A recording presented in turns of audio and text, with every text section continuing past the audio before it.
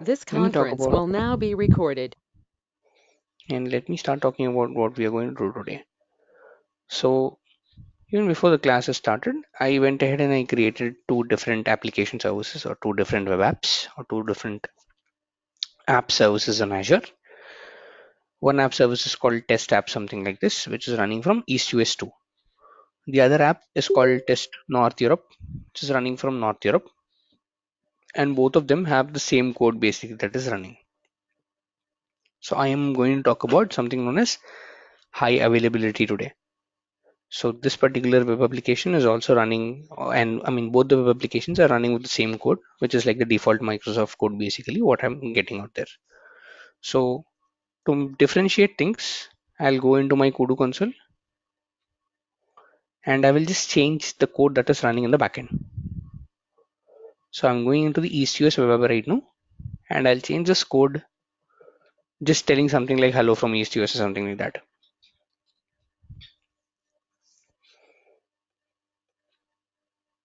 So let's go into the root folder of the web application,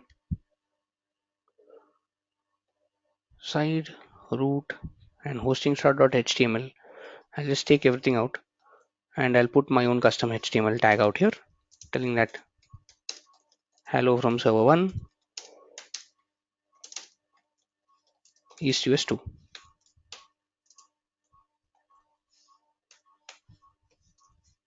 and we'll just close this out and give our application a restart,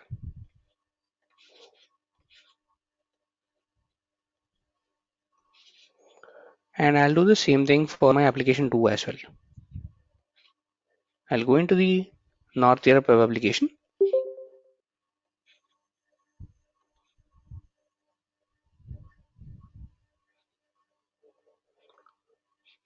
and we'll just copy this out.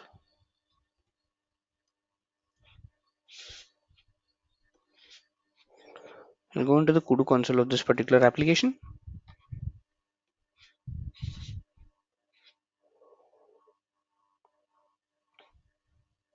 and once I go there I can basically go ahead and copy and paste this, but just change the name of the region, that's it, so that we can differentiate between both of them.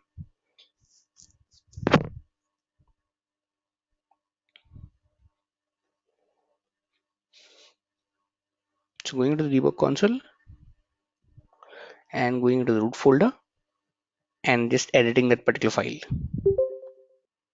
So into the root folder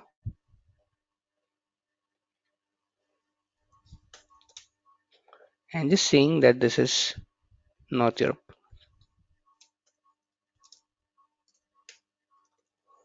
and just save this out and give it a restart. So whenever you change this particular file right in the backend, you'll have to restart your web application so that it will pick up the latest configuration changes. So again, going back into my resource group,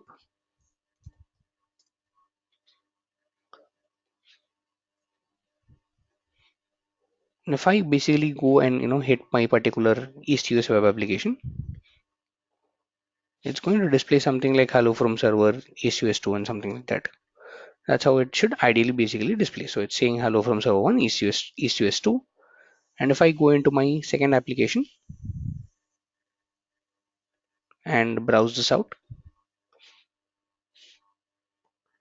it will say hello from North Europe.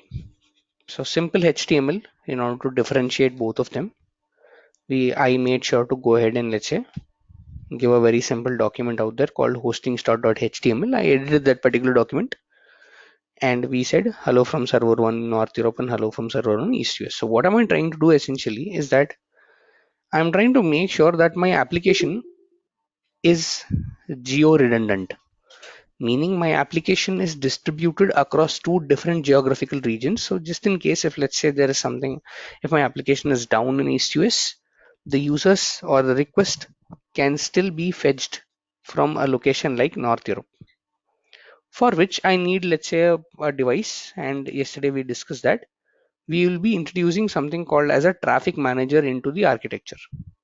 Now, a traffic manager is just like a load balancer. When we spoke about load balancer, it's just like a load balancer, but this device is global in nature, meaning you can not only manage regional traffic, you can also have, you can also basically manage your traffic that is spread across two different geographical regions. In my case, one being East US, the other being North Europe.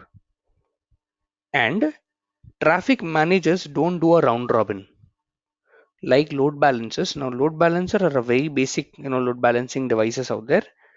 Traffic managers are a bit evolved. They don't do a round robin. Traffic managers rather ask you as to what should be the routing mechanism. That is where we have something known as traffic manager routing methods Azure. Like if you look at this particular diagram or look at this particular documentation, you have different strategies which is used by the traffic manager in order to divert your traffic. Like you have priority, weighted, performance, geographic, multi-value, and subnet. Now, what are these? What exactly do you get when basically uh, you configure the traffic manager in something like this? Meaning, let me go and firstly create a traffic manager in that case. So I'll say it's a traffic manager and it's called traffic manager profiles. So I'll say, okay, fine, give me a traffic manager profile. I'll say add, and very simple addition. I'll say this is test. Come on. This is a test traffic manager dot traffic manager dot net. Now, this is how the fully qualified domain name will look like. So whatever name you give, dot traffic manager dot net. And now it's saying, you know what is your routing methodology? Now tell me, I'm not going to do a round robin. Tell me what is the routing methodology that you have. It has performance weighted priority geographic multi-value subnet. I will initially take something known as a performance. For this particular demo, I'll take something as performance. Select the subscription, select the resource group in which my particular applications are there in. So I mean you can also put this in a different resource group, not a problem at all. I'll say okay, fine, create. So very simple creation. I did not even select the region because traffic manager is a global device. It does not have a particular region as such. So it's a very simple creation. All you need to give is just the name of your traffic manager. Very importantly, the routing method in which you want to create this particular traffic manager in. And finally, you said, okay, find the resource group in which this should be created in. That's it. So three different parameters. Then how do I attach my web applications that are running in different regions? How do I do it? So that's where the configuration of the traffic manager comes into picture. Now, very important thing here, guys, is that traffic manager is not only used, basically meaning in all likely when I use the traffic manager, we used to basically create the traffic manager to divert traffic to, let's say, application servers that are configured in Azure. But of late, traffic manager also grown basically. You can also integrate external endpoints into your traffic manager, meaning you can also now divert your traffic not only to servers that are configured in Azure, you can also divert your traffic to servers that are configured in AWS or GCP, like different clouds, on premises servers. Everything can be basically diverted using the traffic manager as such. But right now, my intention is to make sure that we do a demo on how to divert traffic to two different app services that are configured in Azure, one being East US, the other being North Europe. And now I have put my traffic manager in something known as a performance routing methodology.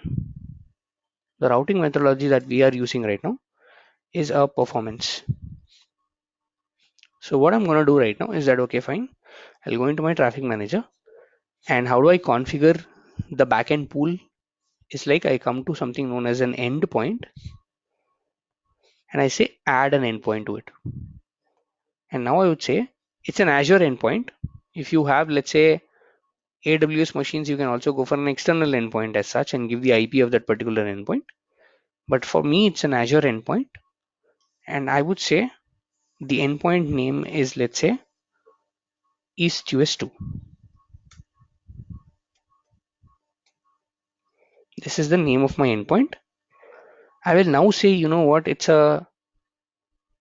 not a cloud service, but it's an app service because that is what I'm using right now. And I'll say it's the application which is something like this, which is running from ECS 2. And I'll add this out. So very simple addition. I said the type of the endpoint is an Azure endpoint. And then I said, you know what, the type of the service is something like this. So again, Azure endpoint. I'm adding my second endpoint now, which is North Europe. And I'm saying the type of the service is an app service. Target resource is something like North Europe and add. So two services I do have, which are two different Azure web apps. And now I have connected these two different Azure web apps to the traffic manager that is running over a performance routing methodology.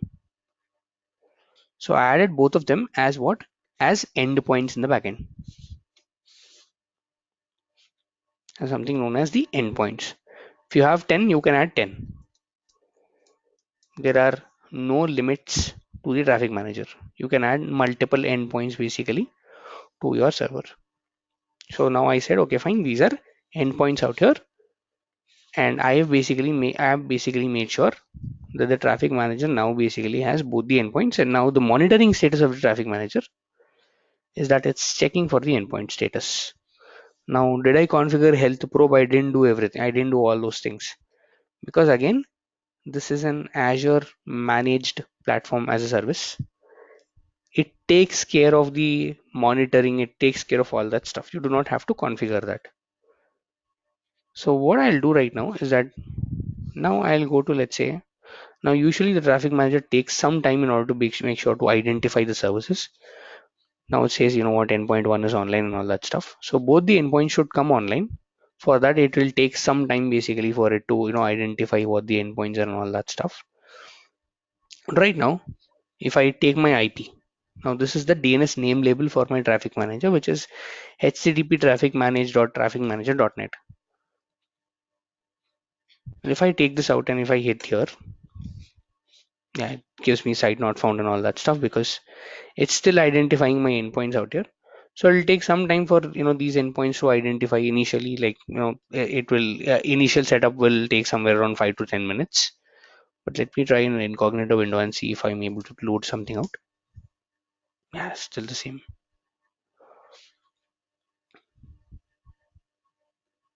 Let me give it a refresh.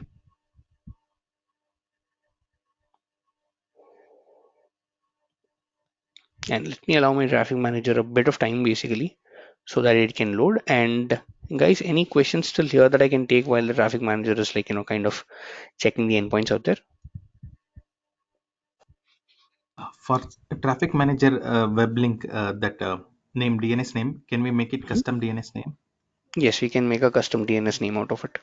We'll also see how to make a custom DNS name out of the traffic manager and etc.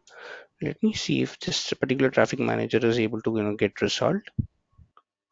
Let me see if it is able to publish. So let's do a PowerShell and let's try to resolve this particular DNS name.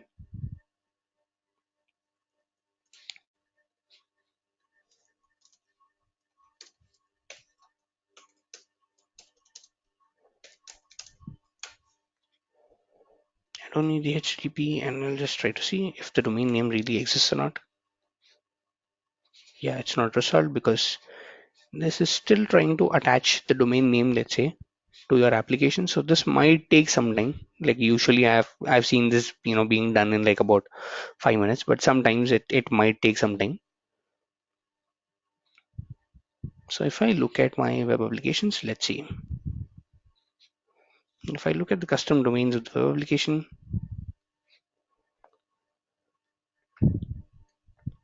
okay. So the reason being is that it's not able to identify this is that both my web applications are not supporting a custom domain because they are running out of a free trial plan. So that's the issue basically what I'm seeing right now. I need to scale my plan up to a plan which supports traffic managers. Now F1 as such doesn't support a traffic manager. D1 doesn't support, B1 doesn't support. It's S1 which supports traffic manager as such. So this is very important, guys. So usually it doesn't take some time. I mean, usually it doesn't take so much time. But what I have done is like when creating this particular web applications, I have forgot to scale this out. So you will have to make sure to scale this up to, let's say, a plan that supports the traffic managers. Only then will you be able to basically go ahead and integrate. I mean, basically go ahead and make the traffic manager work. So let's again scale this out to, let's say, or scale this up to, let's say, a plan like S1.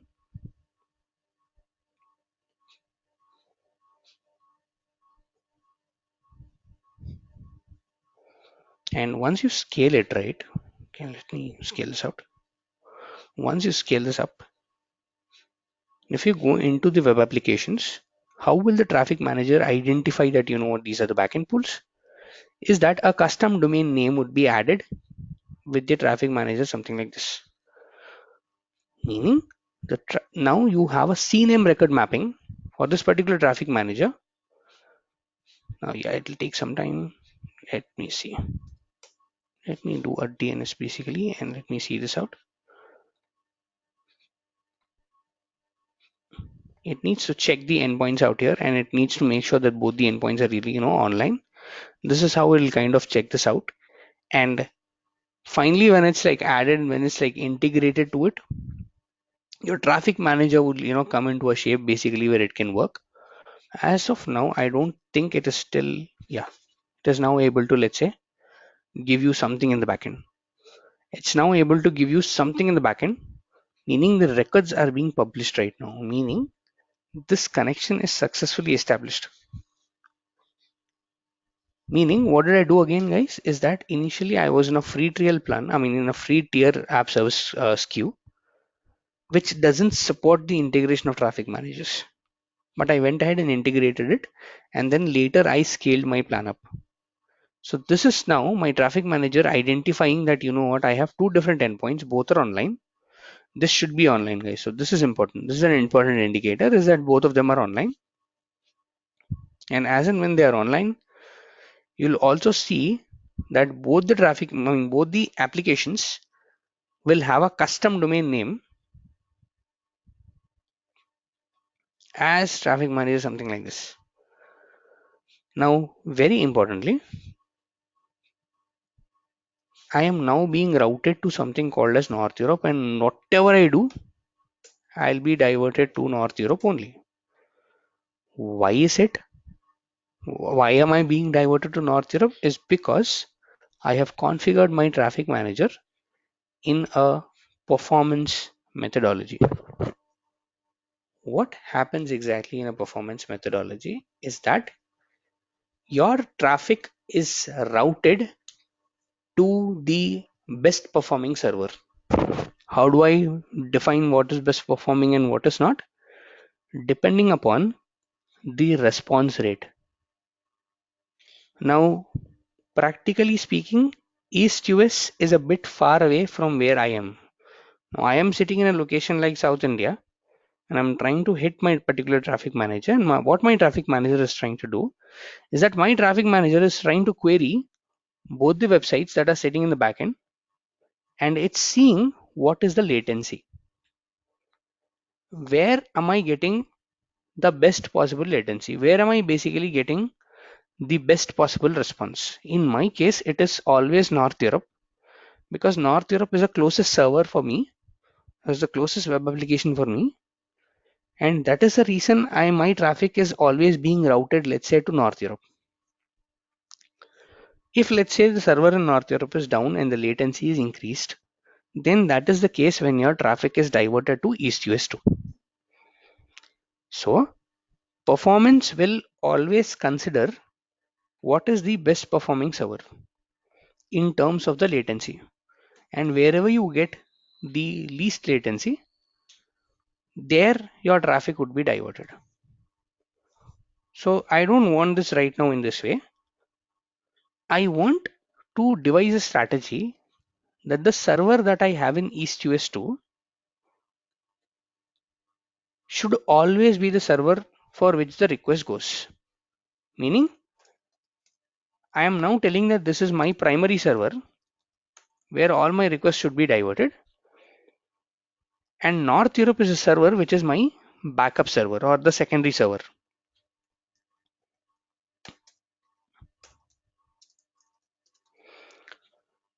where the request should be diverted only if the primary server is down. Can I do something? Of course, yes, but not in performance, but in another routing methodology called priority.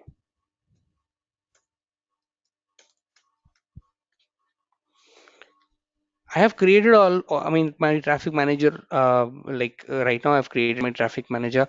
Can I go ahead and change the routing methodology after I created it? Yes, you can. How can you?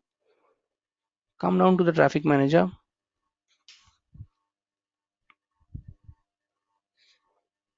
configuration, change the routing methodology from performance to priority, and save this out. The probe interval is actually a lot, so that's the reason it's taking much time to probe this out. Let me give a probe timeout of 5. Let me give field set 2. So I'm just reducing all the intervals so that I get the best, the best response out there. So these are the health probe setting, guys. Like we were allowed to basically choose our health probe in a load balancer. Here, the health probe is configured, let's say, by the traffic manager itself. So I'm good with that, and I'll say, okay, fine. I changed my routing methodology to priority, and I'll save this out. So right now, my traffic manager is working in a priority based model. Then how do I define what priority that I need to give to my websites? I said this is my primary and this is my secondary server. And now if I go into my endpoints, you see there's a priority attached to it. EastUS2 is working on a priority something like this, and North Europe is working on a priority like 2. Can I change the priority in which my servers are really running out? Yes, I can change my priority also. Meaning, the lesser your priority, the greater would be the traffic allocation. Higher your priority, lesser would be the traffic allocation. Meaning here, when I say it is priority 1, priority 2, all my requests will always be routed to priority 1 server. All my requests will now be routed to priority 1 server only.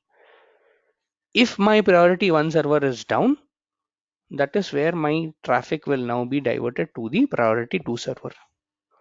So priority mechanism operates in this way. The lesser priority server, meaning, will have the greater weightage. Meaning, priority 1 server should now give me the request back. No matter what I do, no matter how I do it, this server is going to be my primary server out here. Just in case if it goes down, that's when I'm entering into a DR mode, disaster recovery. When this is going down, I still want to go ahead and try recovering that particular server without impacting my users. This is how I can change the routing methodology and make sure that this particular server is my primary server and the secondary servers in this way. Now one more thing is you have a lot of basically routing methodologies out there like weighted, geographic, and etc., which is something that I want you all to give a read on. Don't worry about multi-value and subnet. This is something that we don't even use at all. What I want you all to read is priority, performance, weighted, geographic.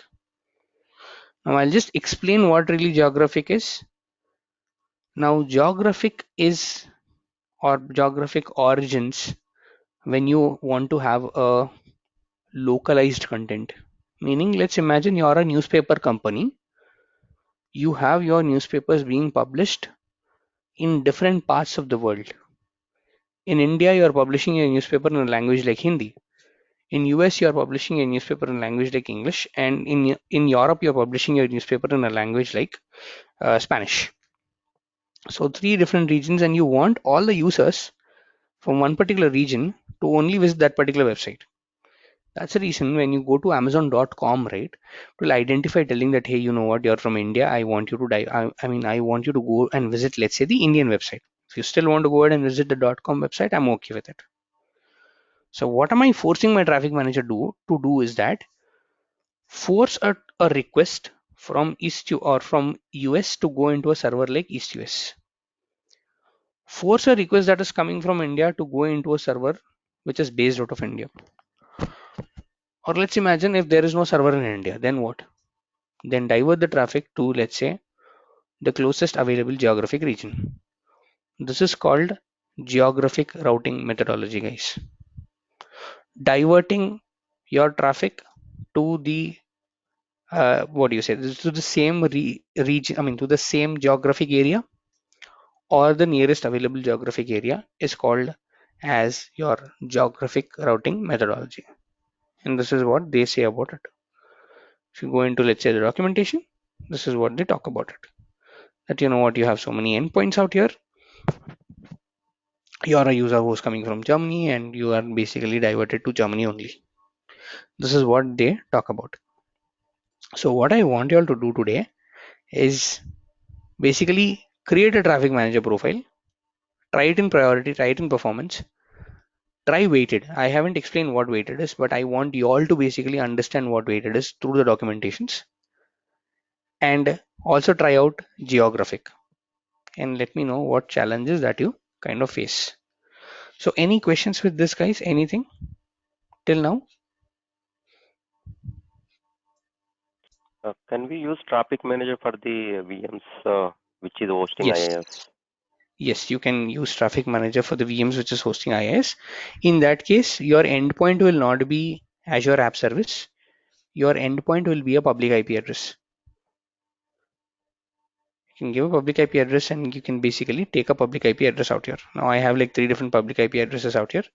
It says cannot be associated with Traffic Manager endpoint because everything is like disabled and everything is deleted. That's the reason it says you cannot associate this with, let's say, the Traffic Manager. But if you had a public endpoint basically attached to a VM, and very importantly, you need the public IP address with a DNS name label. So two things. You need to have a DNS name label to your public IP address, and that's when you can attach it to your traffic manager. So yes, you can change the service to a public IP address and then attach it, let's say, to the virtual machine. So instead of using a load balancing, mechanism, you can also go ahead for a traffic manager mechanism as such. Okay, thank you. Does that answer your question? Yeah. Okay. Now then, how do I manage my DNS? The question is, this is like a fully qualified domain name, which is like really hard to remember, which is like really hard to memorize and all that stuff. How do I really manage my DNS? Can I do, let's say, a record mapping to the traffic manager? Yes, you can do a record mapping to a traffic manager, but it's a little tricky. I'll just go to my domain manager website, which is GoDaddy, and I'll just go to, let's say, the products, and I'll say, okay, fine. I just need the product basically that I'm like using out here. So this is the domain basically that I've been using. So let me go into my domain and let me do a manage DNS out here.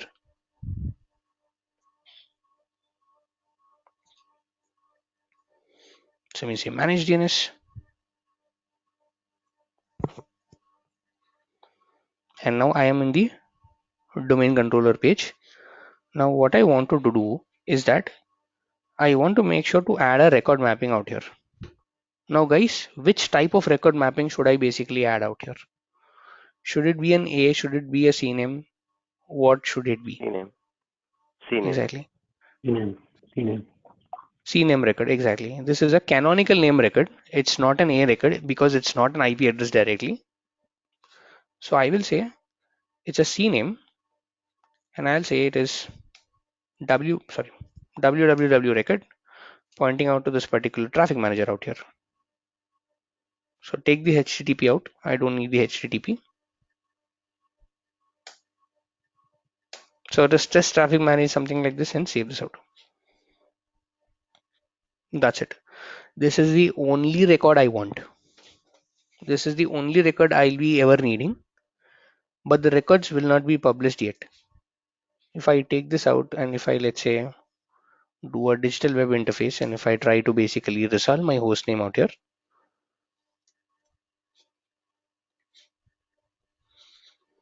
now it still says, you know what, it is basically resolving it to, let's say, a CNAME record called traffic manager, something like this, and it basically has this out. See, it is able to basically do a record mapping, and it's saying that, you know what, you have two different websites out here, and I'm able to basically resolve it to an IP address, which is good, which is great. Let me now try basically going to this particular website.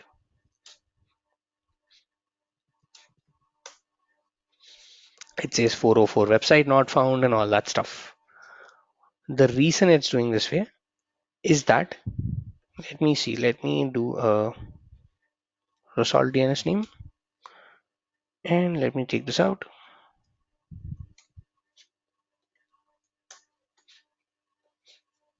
It still says, you know what, I'm not able to resolve the DNS name and all that stuff. Let me also try doing this. Not only this, and this one also. Yeah, it's not able to resolve the DNS name because there is one issue out here. Now, the traffic manager is only able to basically go ahead and divert the traffic to both the web applications, because the web applications have a custom domain binding with the traffic manager. The web applications have a CNAME record binding with the traffic manager, and that's how the traffic manager is actually able to go ahead and divert your traffic out here. But does your record, I mean, does your domain, which is something like www something like this, has a domain mapping to your websites? No. Then how will it be able to basically map your traffic manager and, you know, this particular website? This is the missing link. Is that your, again, your traffic manager is only able to divert your traffic because it's able to bind itself to, let's say, this particular Azure web app.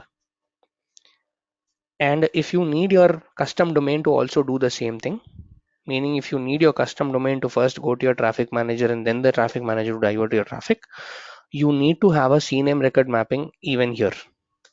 So how do I do it? Add a custom domain. I'll just take everything out. I'll just take even this out.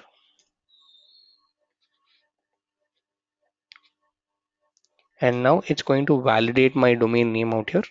And it'll take some time, and it'll basically do a hostname availability and a domain name. I mean, it'll check this out. And now it'll say, yes, this is a CNAME record as such. And once this gets validated, I can go ahead and add my domain name. Now see, it has validated my domain ownership and all that stuff. And I can add the custom domain to my web application. And sorry, after doing a refresh out here, I will have a domain binding out here. The same thing, I will go ahead and do it to my second web application, which is test app, something like this. And I'll go into my custom domain again.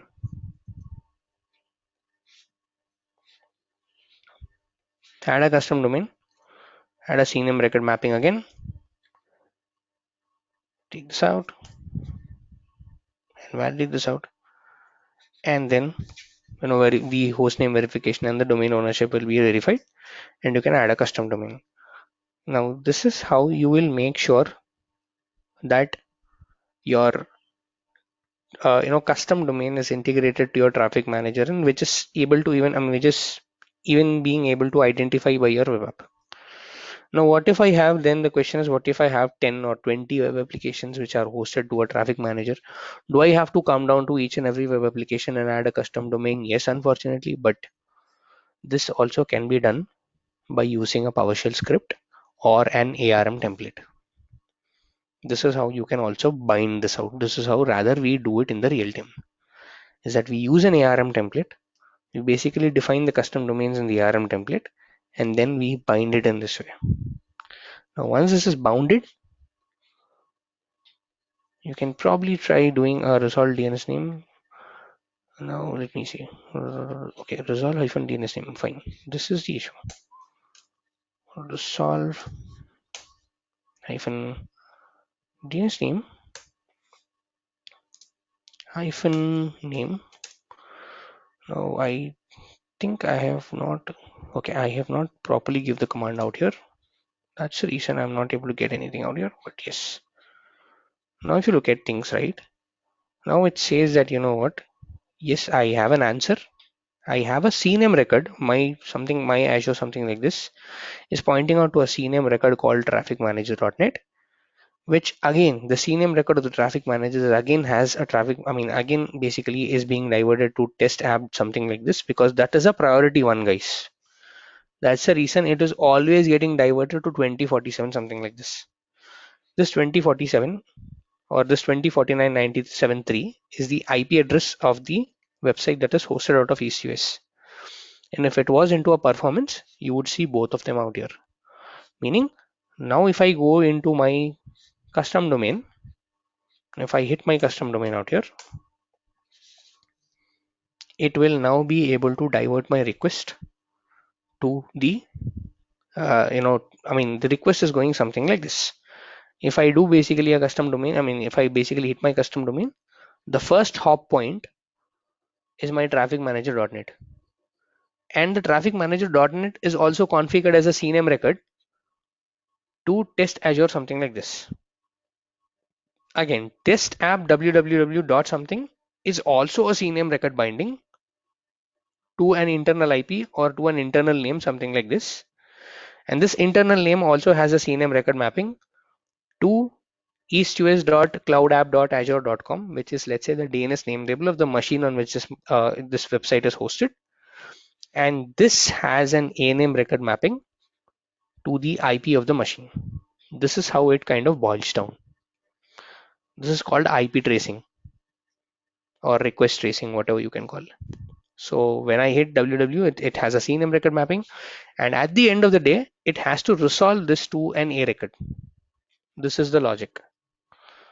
So this www is pointing out to traffic manager is pointing out to this particular web application, because we are operating in a priority methodology, so you only have one web application out here. So this being pointing out to, let's say, this particular domain. This domain internally has a CNAME record, or this internally is called www something something something sib.azurewebsites.windows.net, and that azurewebsite.windows.net is again being pointing out to, let's say, a DNS name label to ecus.cloudapp.azure.com, because this is ECS2 website, and that ECS2 website is now being bounded to an A record. All the records are being managed and being published by Azure. Don't have to manage anything out there. Only thing that I did is added a CNAME record mapping in my domain controller. So this is how we do it, guys. Any questions with this procedure? Anything?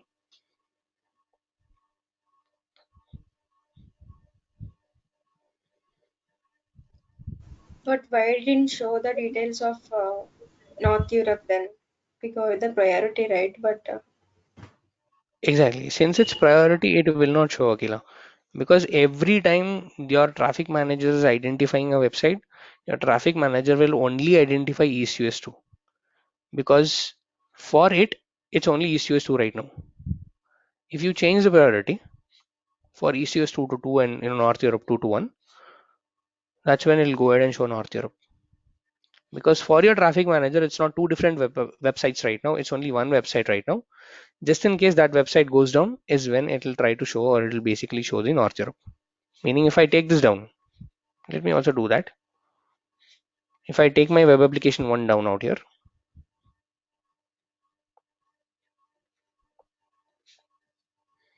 I successfully stopped. And let's refresh it and stop this one. And let me do a clear screen out here.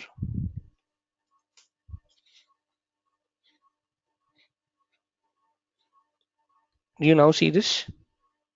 yes, It's now pointing out to North Europe, something like this. Meaning that is your secondary server.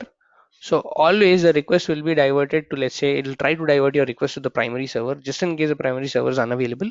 That's when it'll go ahead and identify that there is a secondary server out there, and your DNS is being routed in this way. So very intelligent device. Your DNS routing and everything, it's taken care by it. The only thing that you need to do is like properly integrate that to, let's say, the backend pools out there. So any questions, guys? And yes, you can also basically do an SSL out here, just like we did yesterday.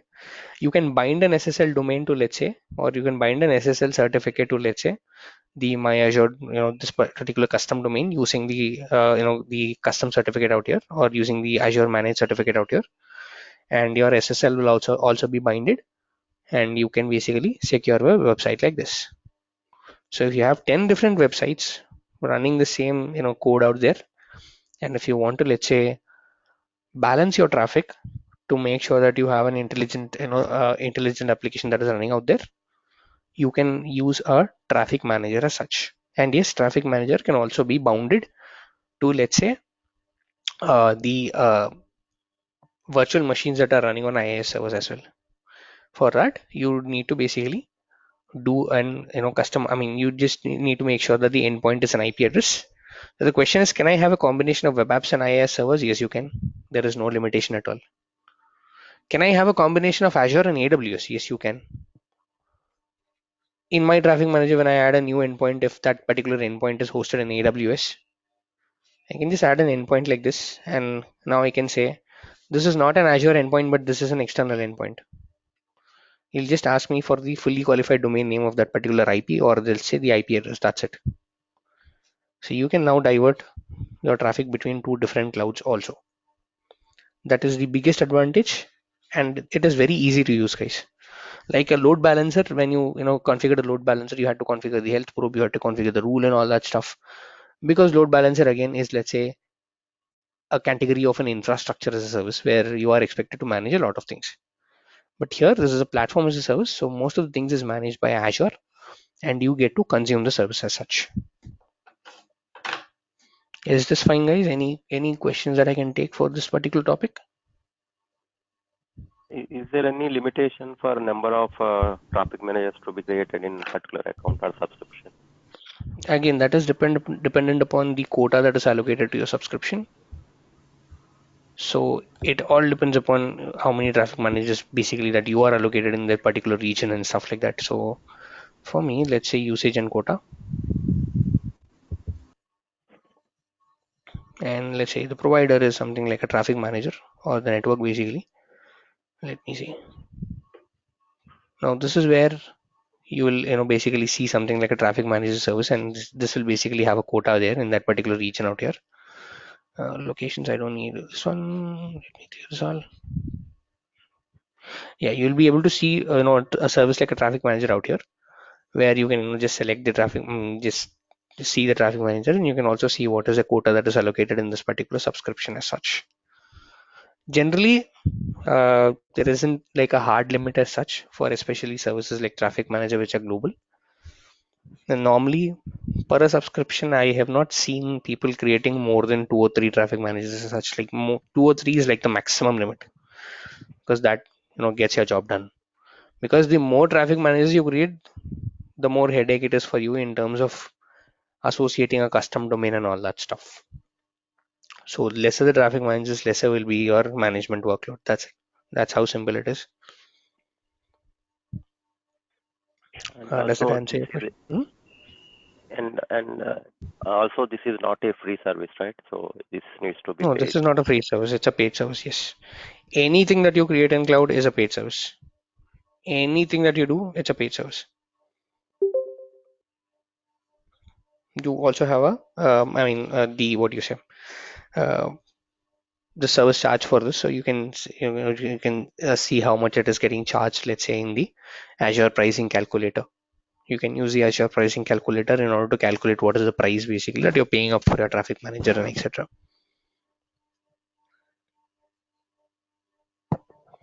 Any more questions, guys? In real-time environment, which one be companies is going to which technology is this traffic manager or load balancers?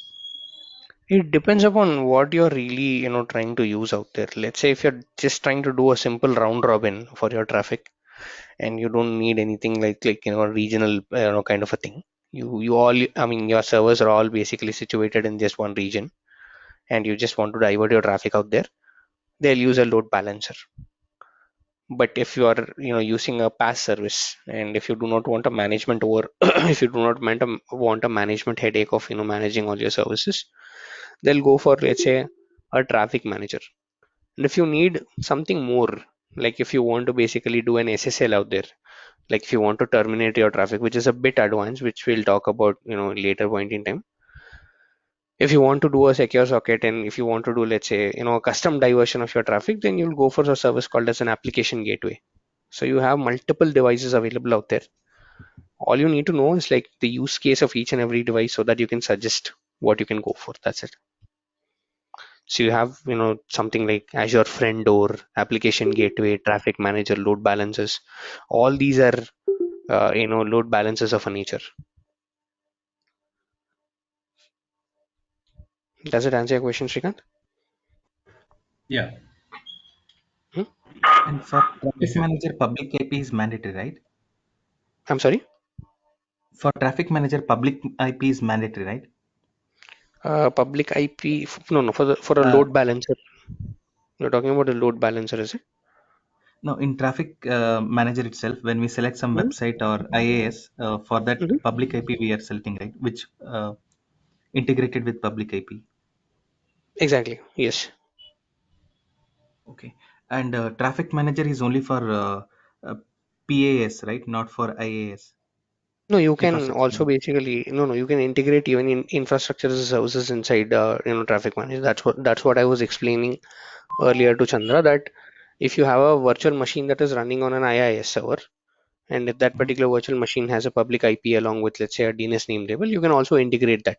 You can do a combination of both platform as a service, infrastructure as a service, external cloud, on-prem, whatever it is, you can do it with a traffic manager.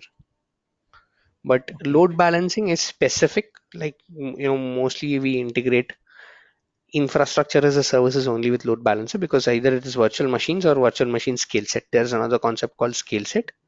Only those two services can be attached to a load balancer. Okay. Yeah, Ali, you had a question, I think.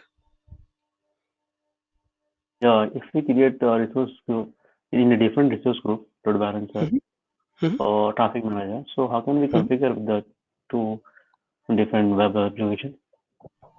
Like, so it is not really looking for web apps in the same region. Like, the configuration will be the same. It's not really looking for the same web apps in the same resource group. All it's trying to see is that whether you have a web app in a subscription. All it's trying to see is that if, let's say, if I had 10 different web applications, all the 10 different will be shown out here, and just select that. That's it. So there is no hard and fast rule that it has to be in the same resource group as such. Okay, okay. You need to choose Yeah, application you for just need to application. choose. Exactly. So any more questions with the traffic managers, guys?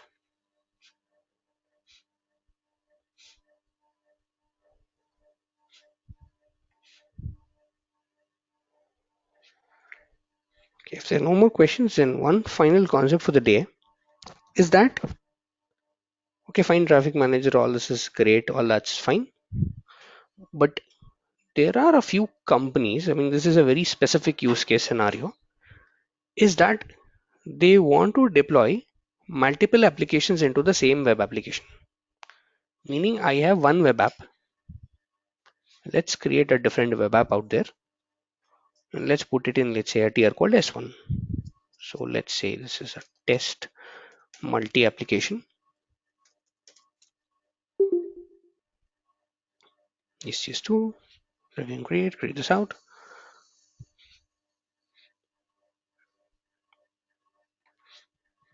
And I'll just create a web application out here for our demo. So I'll just create a web app.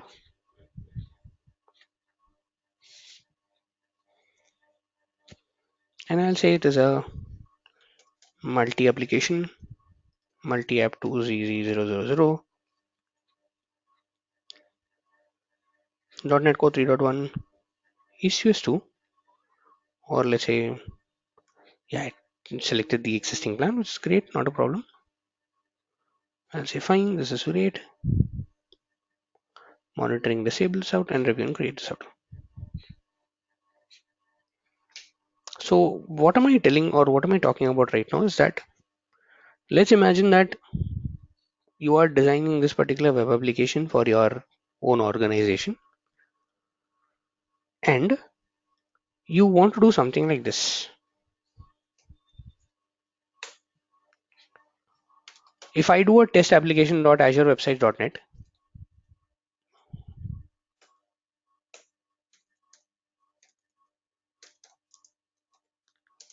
I will need to basically get diverted into a default page. But if someone is, let's say, trying to use a specific application and they just do .NET/time, they need to be diverted to a timesheet kind of an application. If let's say they need something else like holidays, all they need to do is just type in holidays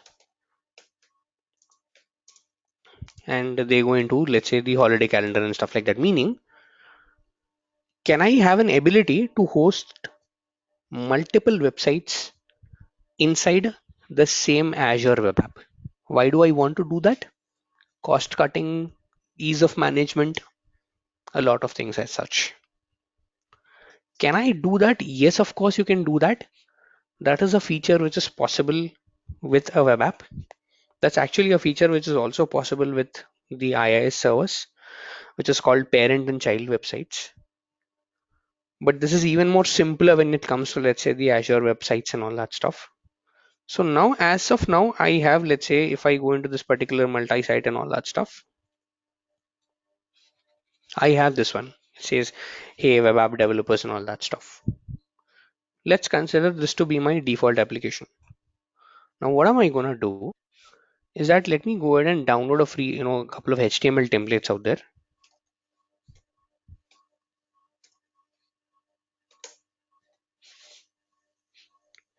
And let me say download this particular template. And let me download one more template out here, which will represent two different applications of mine. So let me say extract here.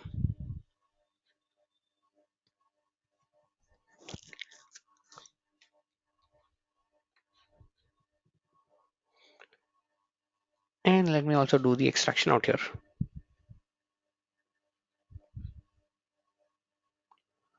Okay, what this is car wash. Okay, fine. Auto wash, I think yes, this is GTH free.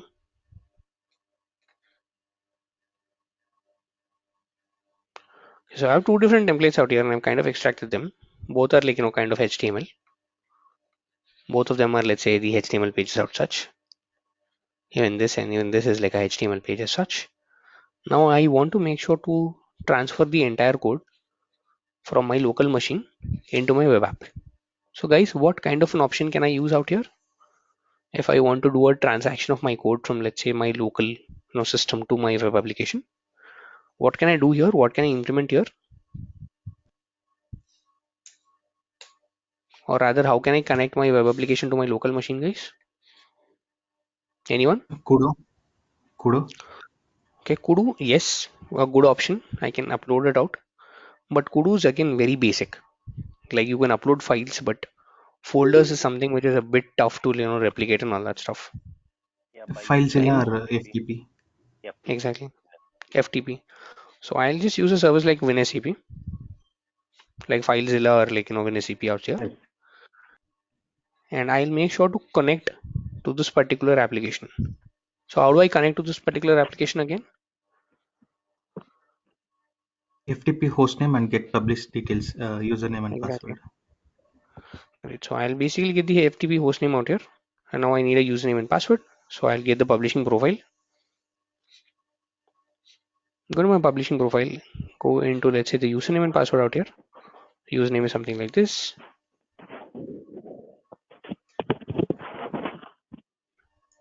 And the password is something like this.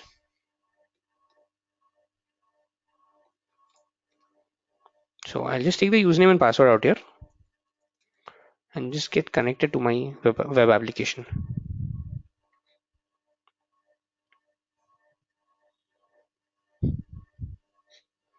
Now I'll go into my download sections out here. And right now I have two different applications, one being the application 1 and the other being the application 2. So I'm treating one as an application 1 and the other as an application 2. So what I'll do out here in my root folder in my web application is that I will create a new directory saying application 1.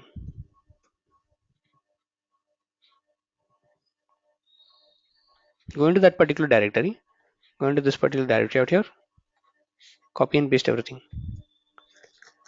So I'm using something known as an application 1 as my directory out here, and this is called a virtual directory because it's not physical, not existing on your computer, it's on a remote machine. So I'm just going ahead and copying all the folder structure. This is like the very easiest way of it. Like you can definitely yes use kudu console, but you will need to basically upload each and every individual file, go into each and every individual folder and replicate everything out. So that's a bit of pain.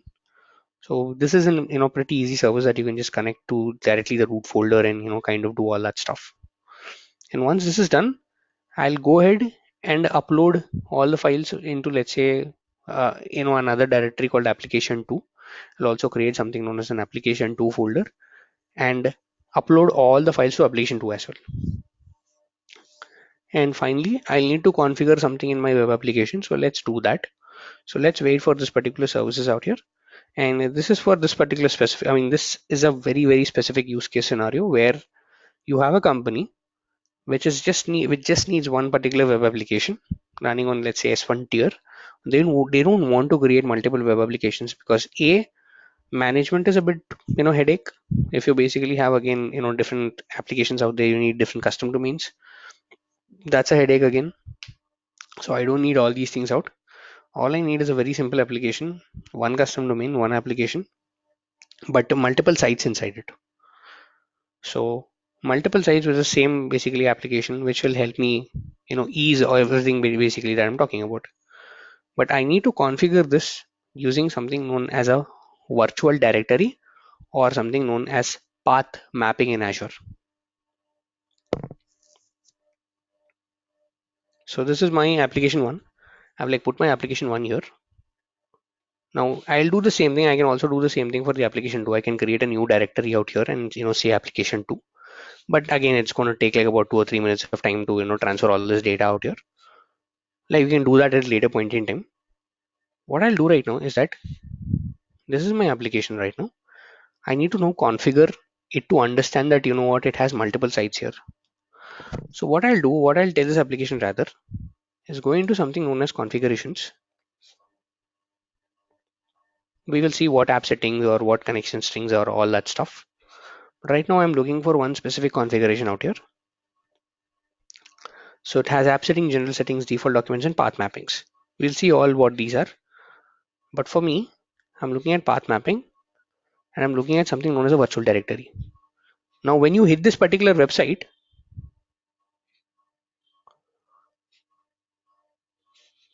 and basically you are able to load the screen is only because you have a path mapping to it.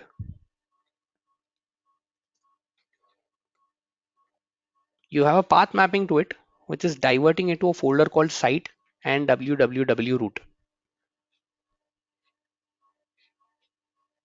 This is the physical path where your application is actually residing in. Now I'll add another virtual directory and I'll say the virtual path is something like app1. Physical path is site. It is sitting in www root / application1. This is what my path really is. Site root application1 and / or / anything works fine. This is how, or basically I'll do a / out here. Also basically / out here, just replicating this entire path. Just / anything really works really. And I'll add this as a directory. So I'm now adding a directory out here and I'll save this out. So I've added something known as a virtual directory out here, and the path of the virtual directory After I've told someone that, you know what, if let's say you do this particular thing out here, meaning without anything, go to, let's say, the default page. But if someone comes here and does what? An app one, divert them to a different application as such. Divert them altogether into a different application. And if you have 10 different applications, you need 10 different virtual paths. Sorry, you need 10 different virtual paths, and you can configure a path 2 as well. How do you do that? Simple again. Going here, adding another virtual directory. Taking this is application 2.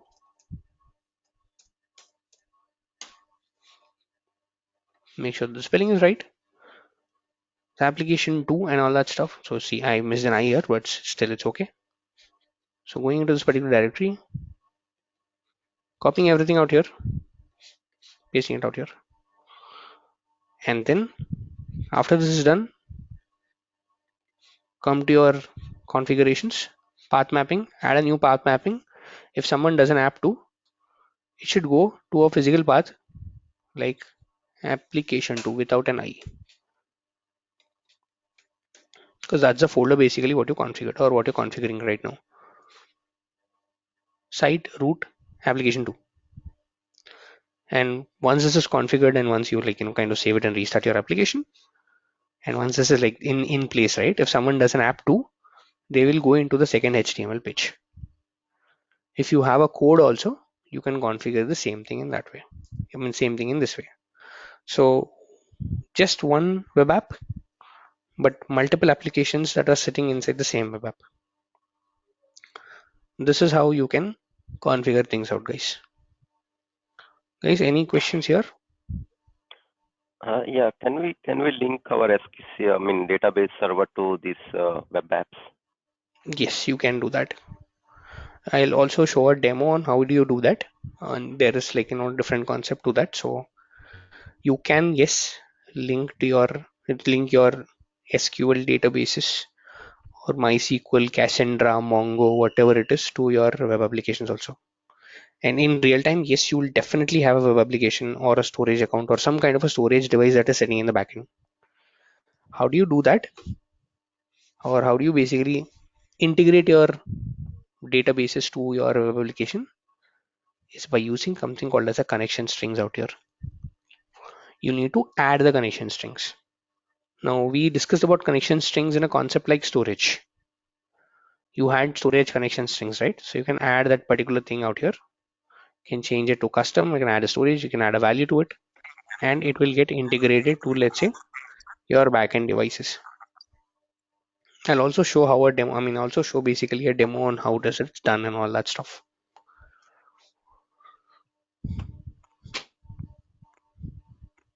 Guys, any questions here?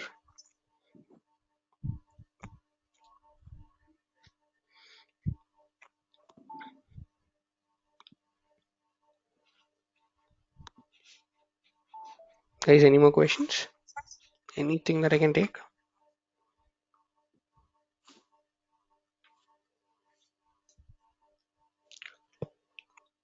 Now this is great. Like all these features are really great, but it's still a public application, right? I mean, the thing or the issue with this is that it's still a public application. It is, I mean, any given day, it is still a public application which is accessible over, let's say, the internet. What if I don't want this to be a public application, and what if I want this to be a private application in nature? Can I do that with a web application? Yes, of course, you can do that with a web application. Chandra, can you please go on mute? I'm getting a little echo from your end.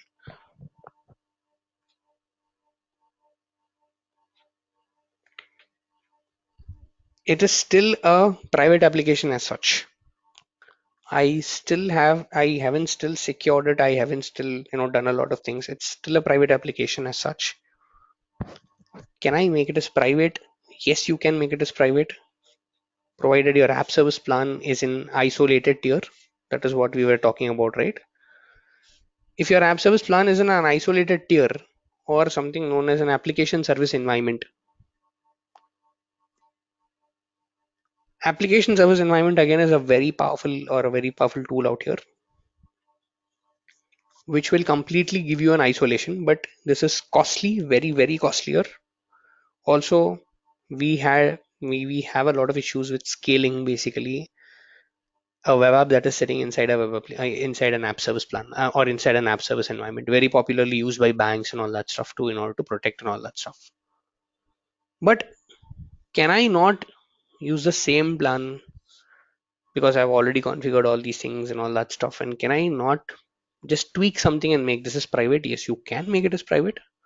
You can definitely make it, let's say, the apps that are running inside this application as private. For example, I want to make this accessible over only one particular IP. Can I do it? Yes, that's the reason you have something known as networking in place. Very, very important concept, guys. This is what we will be going to look at, tomorrow, is web applications, web application and integration with virtual networks and also SQL databases. But as of now, let me show you a quick overview on how do you do it. Like, you have multiple things out here called VNet integrations, hybrid connections, Azure Front or CDN and all that stuff. All I'm interested in is something known as access restrictions. I'll say configure and access restrictions. Now your website is only accessible because you kind of allowed every traffic out here. I can add a rule to it, and I can say it is an IP ruled restriction.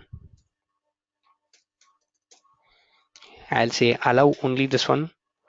Priority 1, description, allow my IP. It's now asking me for an IPv4 address, so I'll just get my IP address out here doing what's my IP. What's my IP? Let's do. This is my IP address. So I'll just change this slightly so that I'll restrict my own self. So instead of 150, which is my IP, I'll give it as 149, which I don't know whose IP it is, but I'll say add rule. As in when you add this rule, right, and as in when I refresh it out, you have a priority 1, which is IP restriction, which is being allowed to, let's say, 183.83.134.149/32, which is allowed, and every other traffic which is denied. No matter where your traffic is coming from, all that particular traffic is denied. So if I now try to basically browse this website,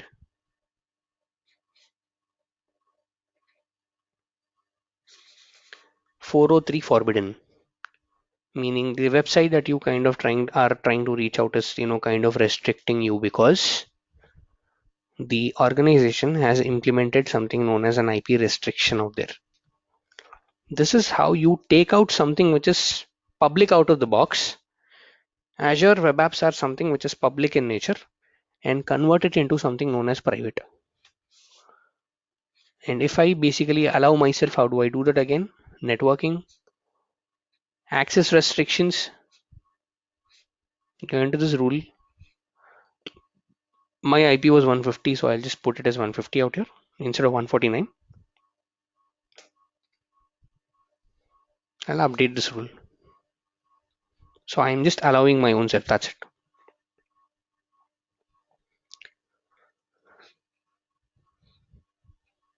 And if I browse this out, now I'm able to see the website. Reason being, I am now allowed rather than being denied. So will you whitelist IPs again? No. You will whitelist virtual networks when you're actually working in an organization. You will not whitelist IPs, you will whitelist virtual networks, and you will whitelist virtual network which has a point to site connection. This is how now I'm trying to connect all the topics together. If you have a virtual network, and if you integrate, or basically if you do an access restriction for this particular virtual network into your Azure web app, the traffic within that particular virtual network only will be able to access this particular website.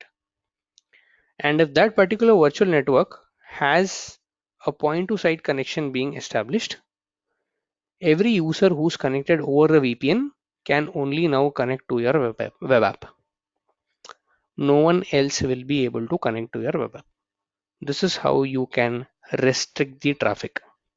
This is how basically you will start using networking with something which is, let's say, a private, a very public resource out of the box. This is the reason why, guys, are people going for web apps rather than IIS servers, because they're offering you the same capability what an IIS server does, offering you every security, everything basically what it does, along with a great networking integration to it and a very good SLA. But the price is high when you compare to this one. But if you compare to, let's say, the management cost as such, this will actually reduce your cost, and this will actually basically reduce your cost as such. So this is something that we are going to discuss more and more, starting tomorrow. Like tomorrow we're going to do, or we are going to integrate, let's say, the web application with a SQL server, and we are going to do a bit of networking inside it. So this is the context on what we're going to discuss tomorrow, guys. And but today it's just traffic managers and multiple, multiple sites in the same web applications. Just deploy it out and check out how you can basically work around with that. So that's it from mine today, guys. So any questions that I can take, anything basically? Yeah, we are allowing based on virtual network subnets, right? If Mhm. you have same subnet across the regions, so will it allow for both the regions if it is in same subnet virtual network? I didn't really get your question. So we are allowing it based upon the virtual network rather than the subnet. Okay, only virtual network. Okay. Yes.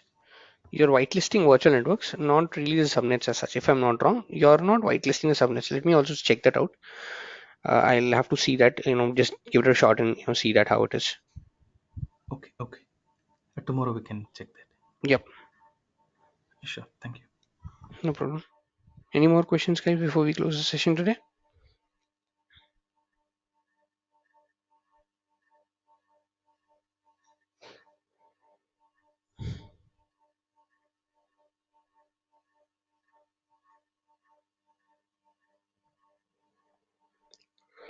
Okay, if there are no further questions, then have a great day ahead, guys, and we will meet tomorrow and discuss more on web apps and integration with, let's say, SQL servers and virtual network integrations and all that stuff. And probably from day after tomorrow is when we are going to start Azure DevOps. So have a great day ahead, guys, and we will meet tomorrow. Thank you. Thank you. Thank you.